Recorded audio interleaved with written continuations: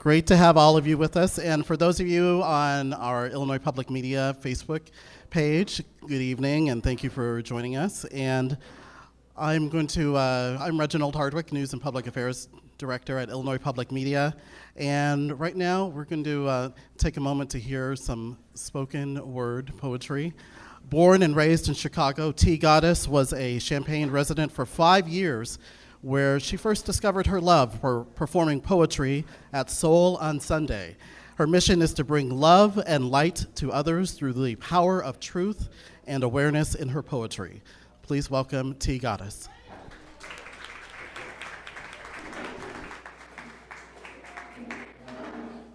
Thank you, thank you, thank you. Hush, little baby, don't you cry. Everything is gonna be all right. And if I'm not there to sing, someone will be there for you, for me. I never wanted to leave your side, but things just change at a blink of an eye. And I know you're gonna wonder and ask so many questions why. But here's what happened that day. You know how I used to explain, bullets don't have no names. Well, unfortunately, my little ones, your mom was a victim of what that phrase truly means. Just imagine laying in your bedroom and boom, a bullet made its way through your window. Even though I know you was in the other room and your sister was beside me, I can still hear the cries of your voices. Mommy, mommy, please don't close your eyes. Wake up. You have to survive. Call 911. Minnie, no. Please don't go. The cries of my children was like a sad song, a tone that I never wanted to hear. And to your brothers and sisters who wasn't near, I know the news was even hard to bear that mommy has been shot. A bullet has made its way inside our home with no place to go but besides my heart. A bullet I know wasn't meant for me. My children, please seek no vengeance, for that's how mommy got here. Another man killed another man. Then his friends decided to seek revenge, even though that young man stayed in a community where children are lucky to even see 16. Even though I used to always say, Lord, please take me away before my babies. I know you wasn't ready to say goodbye. But bullets has no name, and I'm an example of why that phrase is so true. Even though I cannot physically hold you, my death you will soon understand that this is what happens in a Champaign, Urbana land. How many deaths does it take to even a score? How many mothers will have to raise their children alone? How many cries of children does it take before the one who pulled the trigger realized that revenge is a cycle that never breaks, but only causes pain for the ones who live near? So that's why you have to go in before 8. Don't you stand on that corner. Don't you walk to the store alone. Don't you leave from in front of this gate. Lines, mothers tell their children in fear, knowing that they're being raised in an environment that is home, but also considered another war zone. Fear is our escape as we become numb to the sounds of guns. Fear is our hope, giving gratitude that we made it home safe today. Hush, little ones, don't you cry. Remember what mommy taught you, for it's how you will survive.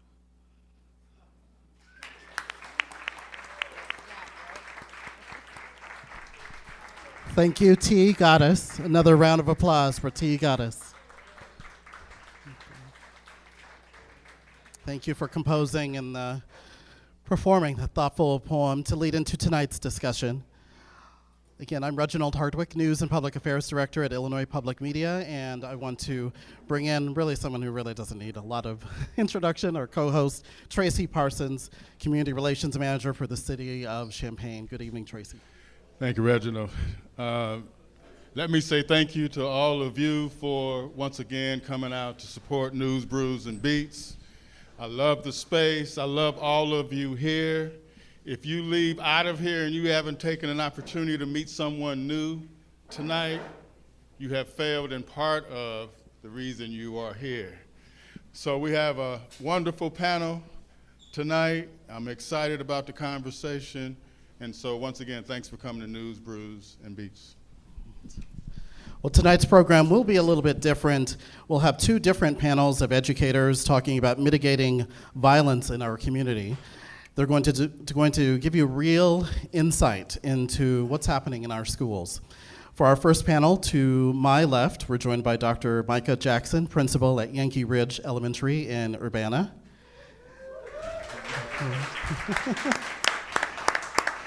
And Jamie Roundtree, principal at Booker T. Washington STEM Academy in Champaign. And for those of you watching here at Poor Brothers or on our live stream on the Illinois Public Media Facebook page, you can text questions for our guest. The number to text is 217-803-0730. Again, 217-803-0730. And I get the text message here, and I'll push along our questions. But Tracy has our first question. Okay, so Dr. Jackson, Mr. Roundtree, thank you for being here tonight. Obviously, you bring and have a unique perspective that's so important for our community to hear and learn about the impact of violence at the elementary level for our kids and their families. So talk a little bit about violence in the community and how it shows up in your schools. Dr. Jackson, we'll start with you first. Okay. Good evening, everyone. I can say, thankfully, we've been fortunate at Yankee Ridge to not actually have, any violent activities at the school in that regard. Most of our encounters with violence comes from families who've been impacted by that. And so they come into the schools, and we have to provide, support and resources for the students, and not only the students, but the goal is also to support the family. And so, a lot of that, I can say, is the larger way in which we've been able to provide support. So I think it's important for us, not just Yankee Ridge as a whole, but Urbana. We've had an opportunity to bring in clinical professionals into the schools, definitely social workers, being very much so intentional with training for social and emotional learning, getting that information out to our staff, our teachers as a whole, because it truly takes a village in providing to support to families. And then also just being real transparent with, the notion of trauma, right? Trauma-informed care, trauma-informed schools, and just being intentional with the professional development, because it takes something out of you in supporting, students and families who have been impacted by violence. So, we've done some things as a district, coupled with the community as a whole, and so you're striving always to be a part of the work, and seen as a resource in doing so. Jamie, you want to talk about it? Sure. First, thanks again for having me. I appreciate y'all having me out here, and thanks to all of you for coming out. It like Micah was saying, it takes a village. I'm gonna try to do the best I can to respond in ways that, that are really about progress and productivity. I'm trying to change the narrative of what's happening in our community. It's real. Violence is real. It impacts the students on a day-to-day basis. We say this all the time. If the kids don't feel safe, they can't learn, right? That's what this is all about. And many of our students are impacted by violence. Our school, our teachers, our staff, our families are impacted by the violence. But what we have to remember are these are small moments, right, in these children's lives that are traumatic, but they're also experiencing a lot of success.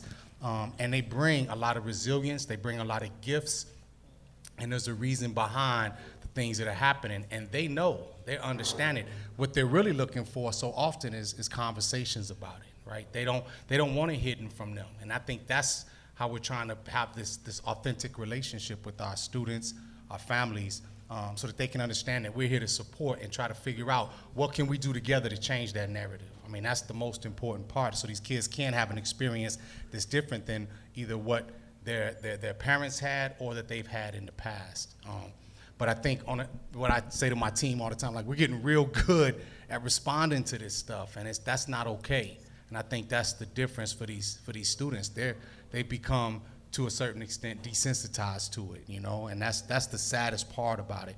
But again, the resilience of these young brothers and sisters is, for me, what drives it, right? Like, how do we have these conversations? How do we help them understand how they're feeling and what they're dealing with and what's really going on? Because that's what they want to talk about.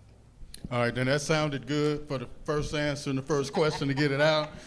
But this stuff is real, as you both are saying. So you've had a shooting in the Silver Water area. You've had one in Douglas Park the night before. What's your building like that morning? Go for it. It's surreal, you know what I'm saying? Like, some of us have grown up, and like I say, I'm desensitized to it to a certain extent, but I'm trying to remember it for these kids. But the next day, it's like, all right, let's have a stand-up meeting. Like, let's figure out what we're going to do to respond to these students, you know?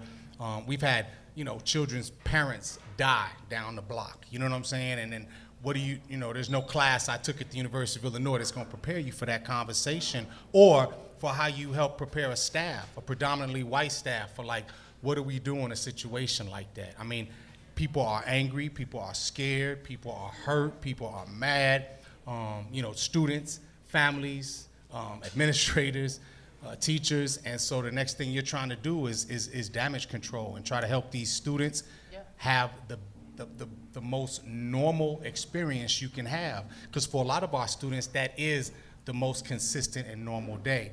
And that's generally speaking. There's lots of our students too, because I want to make sure that we don't make this a narrative like all black students are having these negative experiences. You know what I'm saying? But at the same time, we have to recognize, like, how do we help them process through this, and you know, when that happens.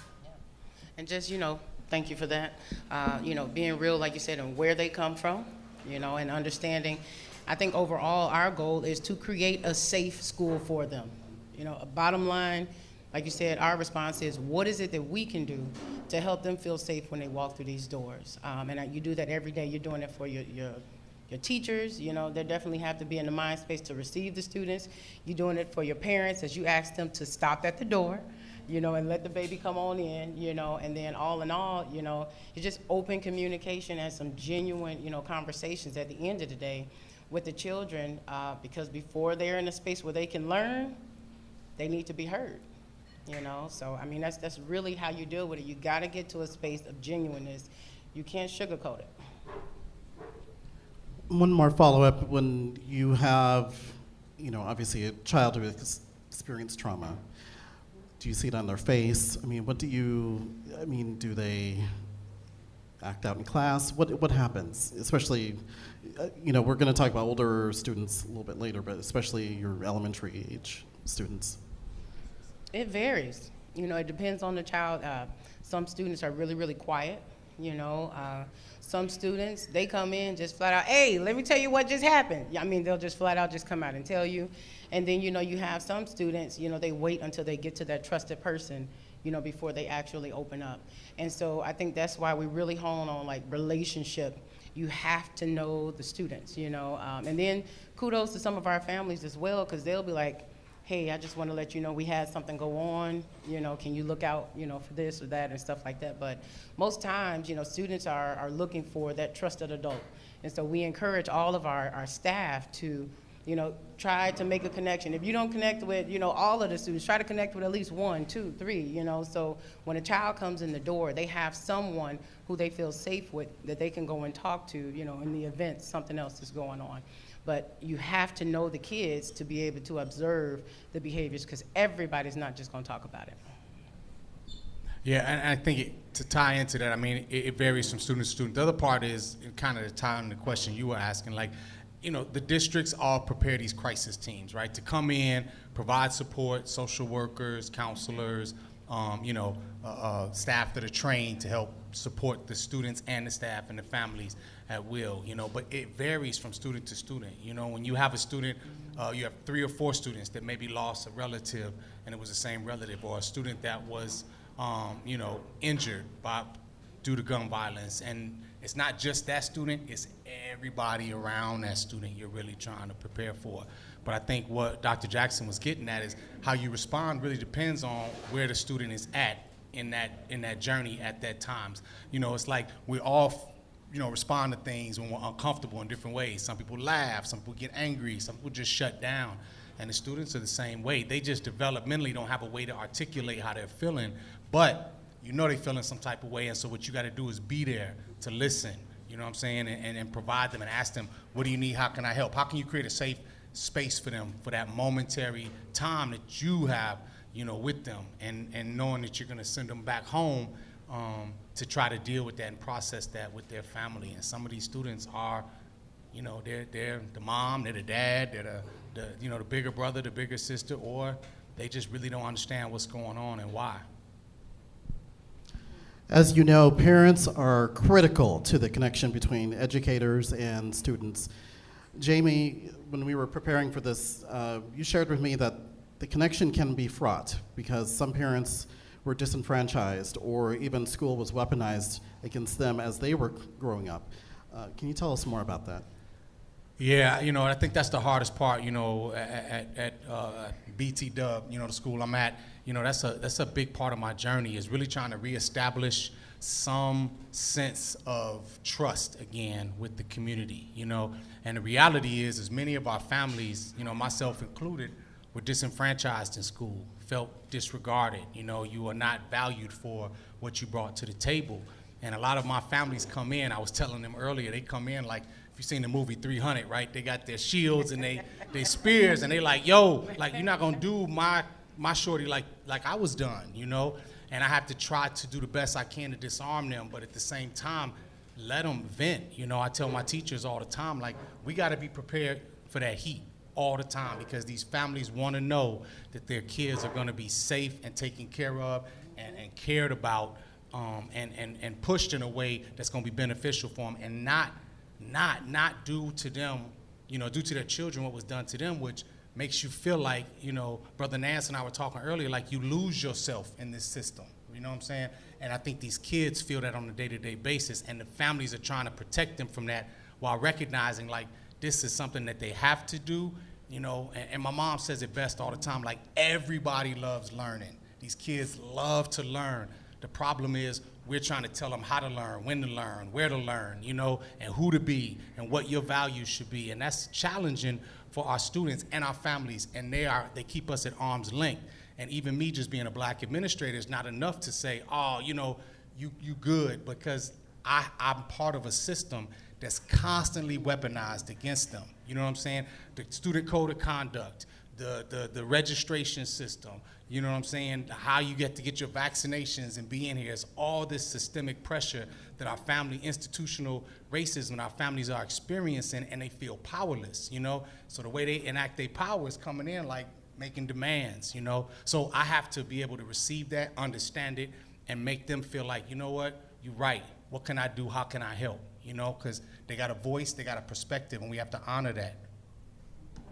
For people who may not understand, how is the student code of conduct, for example, been weaponized? So that's a great question. So, like, my kids, we all know, right? A lot of my students, they like to problem solve through fighting. Like, it's efficient, it's effective, you know what I'm saying? And what you have to really do is honor that for them. Like, man, that's a strategy. We have to value, like, man, you know what? You tried to solve that problem independently. We tell our kids, try to solve your problem by yourself. Like, that's something you're supposed to do. And that's the strategy. That's the tool on their belt they got. So I tell them, like, man, that's a great strategy. You just don't need that strategy here. Let me help you learn some different strategies. And you can see them kind of get that Scooby-Doo, like, huh? Like, like, it's okay to fight? Like, yeah, absolutely. Like, in some places and spaces, that is the way you problem solve. It's no opportunity for diplomacy and conversation. Like, that's just what you have to do. And when they know that you understand that, now they're willing maybe to think differently about the approach. And the student code of conduct, it has a tone of Jim Crow to it. You know what I'm saying? It's designed to keep certain populations of students in by behaving a certain way. They want them to behave a certain way, Schools are grounded and founded on white middle class values. They want the students to be safe, So when you have a student code of conduct that's built just like the police system, to protect those that have. The student code of conduct does the same thing. The students that know how to learn, the students that know how to do school, they're trying to protect them from the students that may not necessarily understand how to leverage that system. And so when you think of student code of conduct, we have to reinterpret it all the time for our students, because I'm trying to teach them, like, the consequences don't change their behaviors. We see the prison system is not doing that. It's not changing the behaviors. You know what I'm saying? So the student code of conduct not gonna change their behaviors. We gotta teach them. They gotta have an understanding of why. Like, what is in it for me? Brother Nance said it the other day. I'm gonna stop putting you on blast, man. But you know, like, what we selling, they ain't buying. So I gotta try to figure out a way, you know what I'm saying, to get these students to understand, like, hey, I feel you. So we try to create safe spaces for them where they can, we're not gonna let them fight, but you can settle your problems in different ways. And this is what happens when you do this. And the students will respect that. They still trying to learn it themselves, because, you know, I'm still learning. I'm still earning their trust. You know. Real talk. Yeah. So, Dr. Jackson, Yes. we talk a lot about parent involvement and getting parents involved. And I guess I want to ask this question specifically about black parents, kind of in a general way. And so when we think of parents being involved, that means coming to PTA meetings, and that means parents come to these organized, as Jamie was just talking about, these structural kind of things. And because black parents may not participate in some of those things, we create the narrative that they're not interested, or they're not invested in, or they don't want what's best for their kids. How do you address that? How do you do parent involvement, parent engagement, thinking about black parents at Yankee Ridge School? Well, first and foremost, I do acknowledge that our parents are involved, and you have to be very, you know, upfront with that conversation, no matter, you know, who it is. The question is finding out the ways in which they are involved and how you can involve and engage them. And so again, I do believe that they do need to be in the PTA. I do believe they need to be in the boardrooms. They need to be in the spaces where decisions are being made about their children. And oftentimes they're not capitalizing off of those spaces, and then they have to deal with it as it trickles down. But first and foremost, like I said, you know, letting it be known that our parents are involved. They may not physically be in those spaces, but when I call, they show up. They pick up the phone, you know what I mean? They may not, if they're at work, text me. You know, now we have teachers use a remind. You know, when we went through the pandemic, it was like, oh my gosh, the pandemic. But I saw such a stronger connection between the home to school, you know, networking, teachers going to drop things off at the doors, you know what I mean? And so having to engage families in that way, because they may not always be able to come to the school. And I think that that's part of the reality in which we're facing now, is that this institution, we want everybody to come here. You know, I see Dr. P over there. You know, I took his class, Hip Hop and Community Informatics. And one thing we said we were gonna do was to take school to the community. Let's have class in Douglas, you know what I mean? And so when I was growing up in the community, you know, we had different hubs where the U of I, you know, tutors, they came to Douglas. You know, you can go to Douglas and have all of these different programs. Don Moyer Boys and Girls Club, Cece, Jackie Vonner, you know what I mean? We had hubs in the community. And so now the school has become the hub. Everybody wants to come into school. Everybody wants to do programming within the school. And then when they leave our walls, they don't have anywhere to go. You know, they don't have anything to do. You know, the park districts, you know, they have different, you know, types of programming and things like that, but it's not all accessible to all children. And so I think that that's something, you know, as we, you know, look abroad, even at the city, right?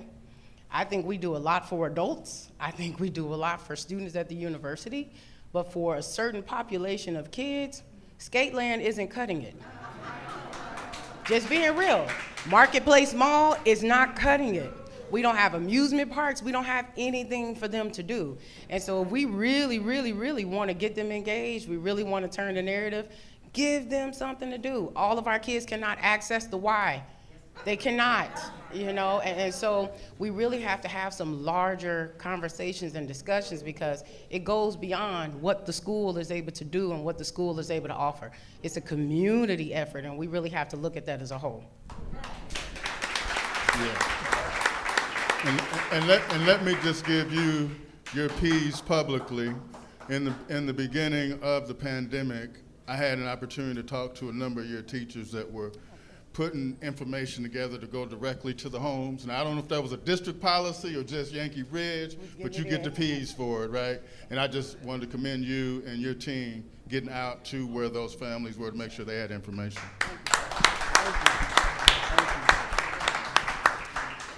I have a couple of questions, and we have about 15 minutes left, but what constitutes a safe space for students? I know, right? You say you got it. I'll start. Like, Coming you know, out. There yeah, it no, is. no. I got you. So it's funny, me and my AP, my administrative team, my APs, we have this conversation all the time, right? And we push the envelopes a lot, you know, at BT Dub to try to allow kids to have some safe spaces. And sometimes that's at, maybe not in alignment with the way the student code of conduct says that they can behave, or the way that even sometimes their parents say that they want them to behave. But it's their generational culture. This is not just about, ethnicity and racial culture, but it's also generational culture. I was telling, the brothers earlier, like, my hip hop ain't their hip hop. I came up Tribe Called Quest, De La Soul, you know what I'm saying? Curtis Blow and all of that, and they're like, man, I want little TJ, and I don't even know the names, but I don't, but I listen to it because my kids listen to it, and I'm like, okay, I can see where they're coming from, and my generation is like, man, that ain't real music, they just talking trash, they just doing that, and I'm like, but that's what they said about us when we was making music, you know what I'm saying? So, and that's what hip hop is, it's about challenging the status quo, even if it's within the culture. You know what I'm saying? So I'm trying to create a safe space where they can challenge the status quo. And the status quo is like, you can't say this, you can't do this, you can't be here. And how do you create those spaces where the kids can feel like a school is their home? They can roam free of judgment. They can roam and be who they are without losing their cultural values, their cultural honor, their cultural respect. You know what I'm saying? And that's hard because that is counterintuitive to what a school system is doing to them, So we allow spaces, recess, lunchtime, we try to create it where it's no judgment, you know what I'm saying? I mean, we have rules, right? You can't put your hands on anybody. You can't leave spaces without permission. And I'm gonna say this here, you can't tear shit up. Like those are the things, like those are my 3 rules. It's all about safety, you know what I'm saying? Yeah. Don't tear up the school shit, and don't tear up other people's shit. Sorry. Like that's it. Outside of that, go ahead and do you, be you. Say what you want to say, talk how you want to talk, feel how you want to feel, be where you want to be in this space. Yeah. And that's safe. You know what I'm saying? Without judgment, because they're constantly, like we all know, if you're a person of color, you are constantly reprocessing what you're saying to try to make sure it fits in and it doesn't cause people to be fearful or make you sound ignorant or whatever. And so, you constantly doing it, and our children are doing that, but they're doing it on the receptive side, and that's hard for them. So I have to eliminate that as much as possible when I can. But we have to learn how to do that. That's not just innate in a system that's counterintuitive to that. And so I'm trying to teach myself, my students, my predominantly white female staff what that means and how that is just goes against the grain of what they believe. And the positive part is they're receptive and open to it. We just don't know how to do it systemically yet. You know what I'm saying? So when I say that, I'm saying it's got to be in multiple spaces, and the kids sometimes just have to demand it. We'll tell them, you need a break, ask for a break. You can come to my office, you can get it off your chest. You can go to Ms. Ramey's office or Ms. Teague's office and get it off your chest, because this space right here is not ready for you. You know what I'm saying? And that's not fair to them, because we're the ones that created the spaces that's not fitting the students. It's not the students don't fit in. So we try to create those spaces where they can be themselves. Yeah. Talking about you was gonna start. Quit playing. So definitely, I agree with what you said there for sure. Listening to the students to hear what they need. I think bottom line, that's kind of what it is. You know, you have this structure, you got the rules, you know, you set forth, but as you go through, as you see, you know, students have different needs. Maybe they need a dance team. Maybe they need to sing. Maybe they need, you know what I mean, different avenues in which way they're able to express themselves. Overall, you want a school to have like a culture of acceptance where everyone can come in and feel like they're able to be there, they're able to be a part. And I think ultimately, you know, that's what we strive to do. It does take some critical conversations because everybody's not used to that, just being real. And so as a leader, right, you got to be able to be in those spaces. You got to navigate those conversations. You got to be able to have them, create the spaces that don't exist. You know, for students as well, hear from our parents. You know, a lot of times we get surveys and different things. The PTA, they do help in that regard as well, you know, putting some funding forth, you know, programming. So again, everybody has a part in creating this safe place, you know, this safe space for the students. But ultimately, you know, I do think that it should come from them. What is it that they need? A lot of times, you know, kids are to be seen and not heard, you know? You know what I mean? And so it's almost like, you know, you say the Scooby-Doo look when you ask them, what is it that you need? You know, what is it that you want? And it really takes time for them to process that and then to actually say that.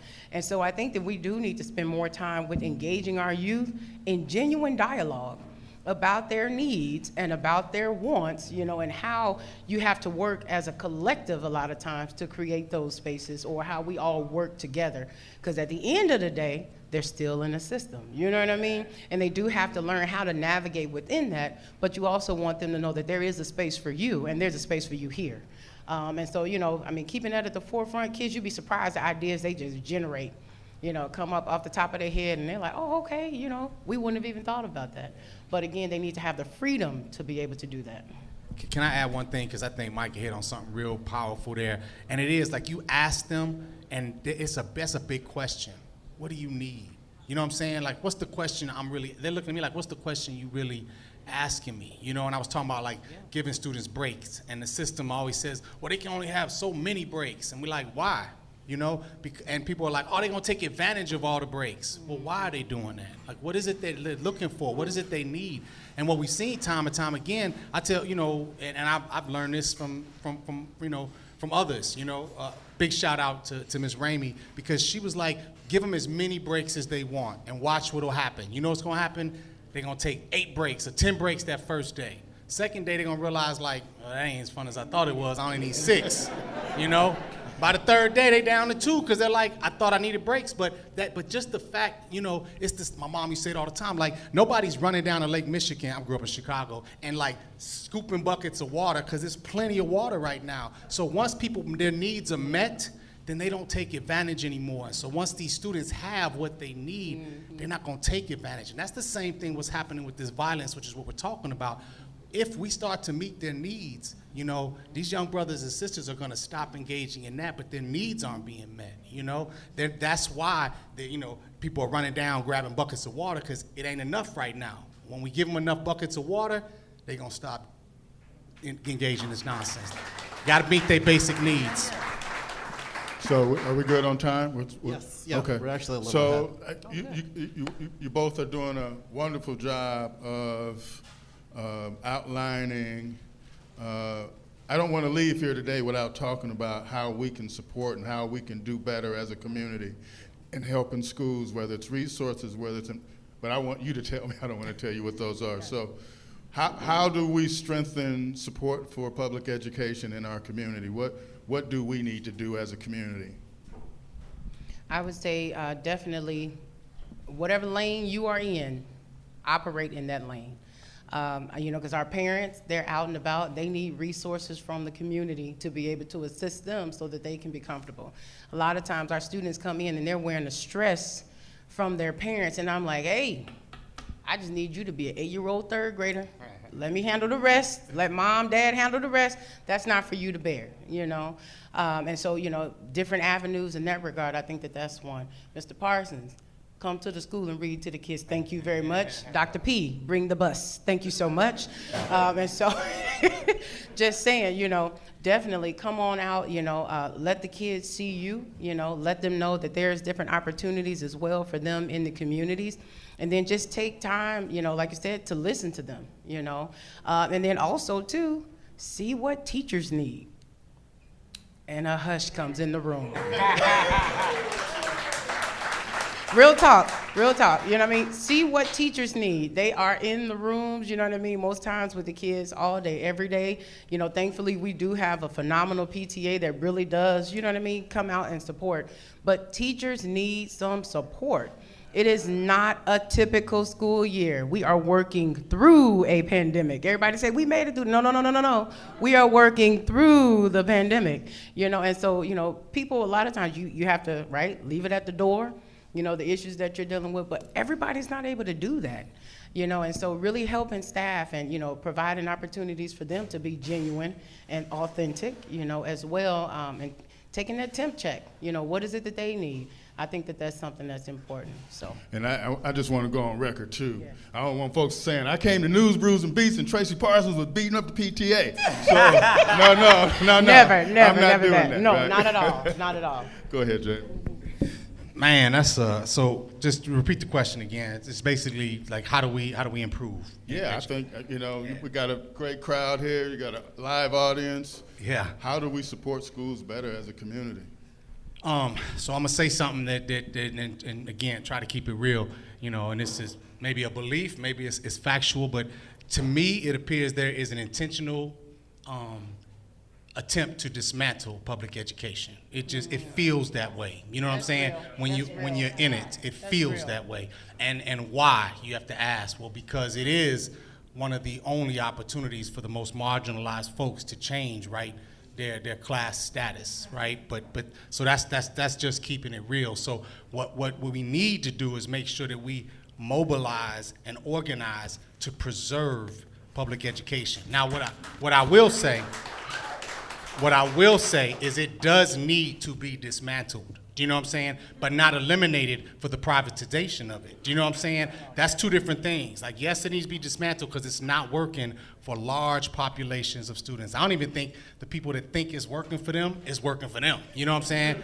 Education's rough right now. It is. So the reality is we got to fight for the education that we know our students need. Like, that's what it's going to take. And I need people in the buildings telling me what it is. I mean, you got a black administrator, you got black administrators in black communities trying to lead black students and families to where it is they want to go. And that's what I need to know. Like, what do y'all want? How can I help? You know, and that's the reality. But we got to be careful because the idea right now is divide us, right? Mm-hmm. Divide us. And you can see it playing out in Champaign right now. You got the union versus the district versus the parents versus the students, right? Versus the building level administrators, and that is sad because who's really losing are the students.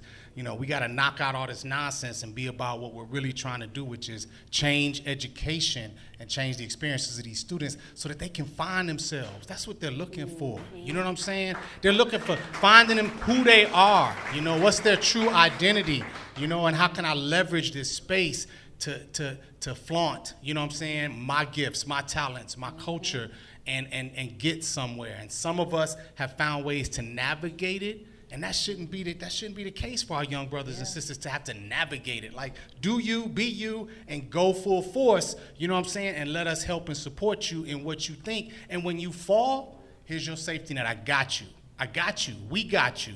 And that's what our students need. Our families need that too. Yes. So I think, you know, it's not to talk about more of the problems, but I just need to know that we are really about what public education should be for the most marginalized students. And then let's have some conversations about what y'all want for y'all children in our public education and our institutions.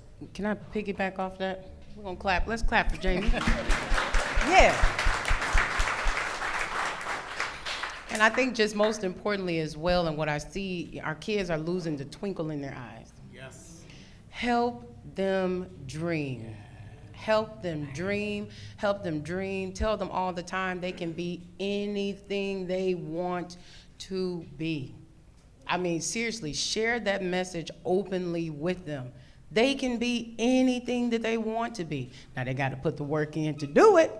You know, a lot of times they don't realize that, but help them realize that they can be what they want to be. I appreciate my beautiful sorors who are here tonight. Delta Sigma Theta in the his house, y'all. Real talk, coming around in your letters, you see them coming in there reading, and we're sisterly, AKAs in the house, definitely as well, coming in and reading to the students as well. Everybody has a lane. Everybody plays a part. It's gonna take everyone to do this. And if you're in the community, really with those spaces, Boys and Girls Club, I don't know if Charles is here, if he has representation, help those spaces. That is another space for our students, help them create the spaces in the community. If you have the opportunity, create the space and then make parents aware that the spaces exist. Half of the thing is they don't hear about it. They don't know about the opportunities, or even two, they can't afford it. Be real, right? If they got 4 and 5 kids and the program is $200 a child, how many kids gonna go? So, be real about your initiatives as you put them forth in the audiences that you're trying to reach. Create the spaces, create the opportunities, and we'll help you. Make it happen. I want to add one more thing to that, if that's okay. And first, I got to send a big shout out to BT Dub and all my students and my teachers. I got an amazing staff, amazing students, amazing families. Like, there's a narrative out there. Yes, it's in areas where there might be some violence, but man, I got some amazingly beautiful families, students, and teachers that are trying to figure out all the questions that you all are asking on a day-to-day basis, building the boat in the water. Some of the other things that need to happen, though, is these students need to recognize their pathways, and they just don't know. I'm gonna say this, and people who've been working with me heard it say, there are some cool-ass jobs out here that our students don't know about. You know what I'm saying? I got friends that work at the University of Illinois in the athletic department. They get to go to every single game because they knew how to do math really well, and they can do the data. You know what I'm saying? Or they're really good at communication. And our students don't recognize that these opportunities exist. So like with Dr. Patterson, we're trying to build pathways and partnerships with the university, with the community, to expose our students to these experiences. And I got Melissa Cisneros in the house. She's our volunteer mentor coordinator, who's really been, along with Jenny Jameson, really been adamant about building those partnerships and making those connections. Every Friday, our students have teachers in our building from the University of Illinois, Uni High, tons of partners. Dr. Patterson and his class come over and they work with our students, and these students get exposed to multiple generations, right? High school kids, college kids, professionals, you know what I'm saying, and see these other pathways that exist, and that's what our students need. We need folks coming in to help with some of those, because we're trying to create smaller adult-student ratios for the students, because they just want to be seen, they just want to be heard, they just want to be valued. And when you won 24 in a classroom and you trying to get seen, heard, and valued, that's competitive. You know what I'm saying? That's hard. A lot of us struggle in those situations. So the smaller we can create ratios of student adults, it's meaningful for them. And then they get to have these amazing critical thinking experiences like Dr. Patterson, who comes out with the Hip Hop Express bus and teaches them how STEM is connected to music production. You know what I'm saying? Like there's all these really cool STEM jobs that kids don't know about, that students don't know about. They think, STEM is just building bridges and playing with chemicals. You know what I'm saying? Dr. P comes through and says, no, I make beats, and that's STEM. You know what I'm saying? And you can not just be the rapper or the producer, you can build the equipment that these rappers and producers are making their music on. And that's what our students need to start to dream. You know what I'm saying? They're into TikTok, they're into gaming, they're into YouTubing. Like, those are the things that they want to leverage. All of that is STEM. We got to show them that, because when I was growing up, those kinds of things, my hip hop was not allowed in school. You know what I'm saying? And we do the same thing to them now. Get off that TikTok, get off that YouTube, stop talking about gaming. And then they feel like school's not a place where they can be themselves. How do we bring that in, honor their interests, and show them, like Dr. P is trying to do, that these are STEM activities. These are valuable skills, right? And these are platforms that you can leverage. Don't be the next TikToker, build the next TikTok. You know what I'm saying? That's what we want them to start to understand, Because they have to see it. Jamie, they have have to to see it. They have to see and know, like you said earlier as well, is what we have to offer, it is valuable to them. they can partake in the process, they can benefit from the process, they can, right? They can. Because students should not be where, I had 8th grade, I ain't always been at the elementary, you know, and he was like, I'm not gonna live to see 21 anyway, so it don't even matter. And I was like, what? Psh, you know what I mean? You have to help them dream to see beyond tomorrow. You know, a lot of them are just living for today. And so again, if we have something that's more valuable to them than what they are experiencing in the street or in them kickbacks that they got to create, you know what I mean, for themselves, then they will participate in the process of what we all know to be school. I'm going to sneak in one last question. We got one text question, and I'm just going to ask for a short but substantive answer here. How do we transform these spaces so they are conducive to parents who work second shift? We live in a 24-hour society. Yeah. You want to start? No, go ahead.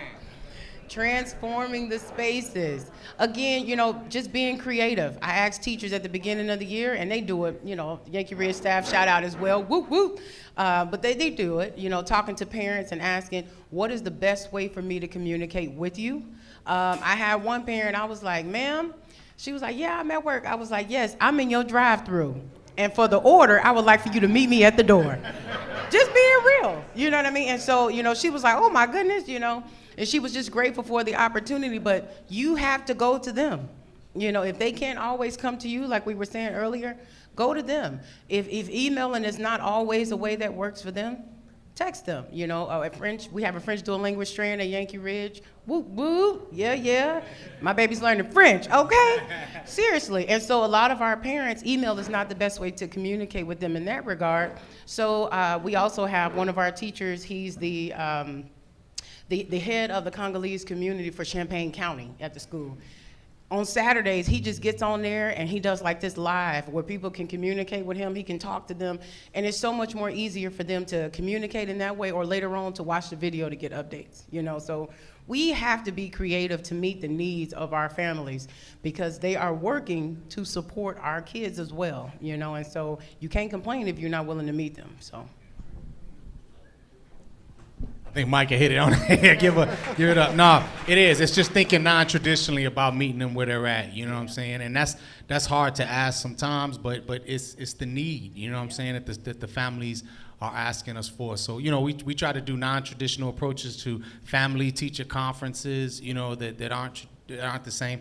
The other part is they gotta want the families will make the sacrifice if it's worth it too. Do you know what I'm saying? Like.